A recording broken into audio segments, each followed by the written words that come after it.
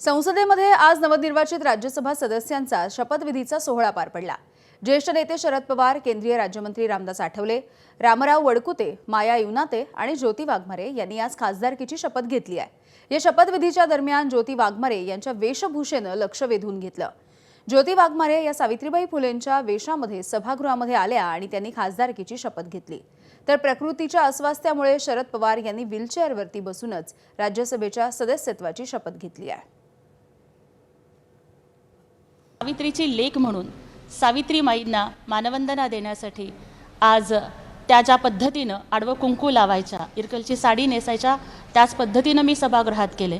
कारण सावित्रीमाईच्या कपाळावरच्या आडव्या कुंकवानं अज्ञानाला आडवं केलं होतं आणि महिलांना गगनभरारी घेण्याचं बळ दिलं होतं।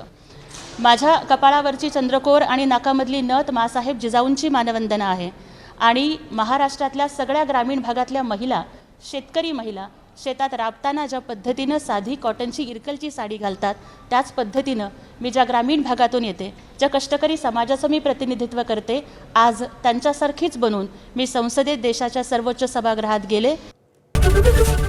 एबीपी माझा, उघडा डोळे बघा नीट।